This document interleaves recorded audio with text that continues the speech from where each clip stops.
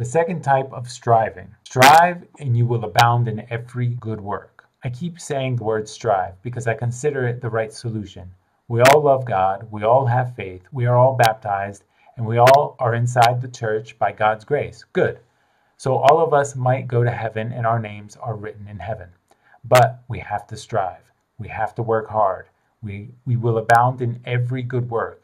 The Bible linked this sentence with something that satisfies the needs. In 2 Corinthians 9:8, always having all sufficiency in all things, may have an abundance for every good work. Once I was sitting in a house with some people and I asked them, how do you interpret the word sufficiency? Someone replied, 5 million pounds. I thought he would provide me with a commentary. Instead, he gave me a number and said that all he needs today is 5 million pounds. Another one said, no, just £1 million. The Bible actually defined the word sufficiency. This definition requires some reflection. In 1 Timothy chapter 6, verse 8 says, and having food and clothing, with these we shall be content. This means that our standards are wrong. We justify some matters to ourselves. Let us forget about how much money you have in your bank account. Can you now live by the verse and abound in every good work? If you still need to increase your bank account, this is completely the wrong thing to do. I should forget about how much I have in my bank account, and I will say that I'm content with what I have, no matter how many zeros there are in this account. So it is not acceptable if what you care and think about is increasing the number of zeros.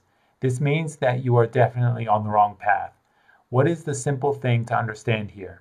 If you are content with all things at all times, you will abound in every good work. It is obvious. And when you abound in every good work, your bank account might increase. This is how God works. This is God's blessing. This is how God dealt with Abraham in the ancient times and with all his children. He gives abundantly, 100 times more. And everyone who has left houses or lands for my name's sake shall receive, what shall we receive? 100-fold. That's Matthew 19:29. So your bank account might even increase. However, you do not focus and you do not care about that. To strive, you have to focus. Focus. To focus on what? Focus on what God is expecting from you. Why serve only 1 day a month? Make it 3 or 4 days a month. Why serve only one family? Why don't you make it 100? Why visit only one time? Why don't you make it 100? Why ask about only one individual's health? You have thousands of people who are sick. Why give only 100 pounds to charity? Why don't you make it 1,000? You have a lot of opportunities. You will only live for some time, and then these opportunities will cease. Abound. Increase in every good work.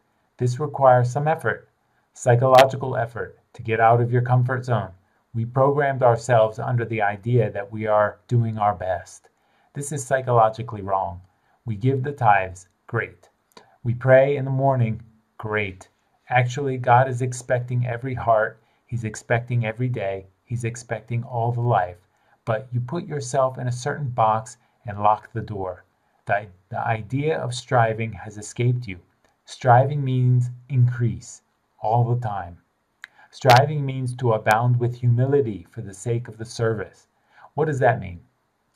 Even if you are a servant and all of you are servants of the church, I need you not to get tired. I was greatly affected by Father Mina, God have mercy on his soul, who, after having his chemotherapy session and feeling so exhausted, would say, I'm still going to the office to listen to 2 or 3 confessions to serve God before I go home. Although he was gravely ill, he still wanted to continue with his service because he knew that he would stand before God. He was not upset that he was dying. He was not worried about his children. He was not worried about what was going to happen. All that he could think about was doing more. Despite being already ill and extremely exhausted, this is how one remembers him. Was he a striver? Of course, he was eager to work harder, although he was the one who could easily give himself an excuse. We give excuses to ourselves even without having to deal with the things he dealt with. He did not give an excuse to himself for the purpose of striving to the last breath. To search for areas to perform good deeds, a striver creates the work. A striver creates the service. He does not create a business. Enough with the business. He looks for opportunities, and there are so many opportunities. Look around. You will find an opportunity to do good every day and every hour.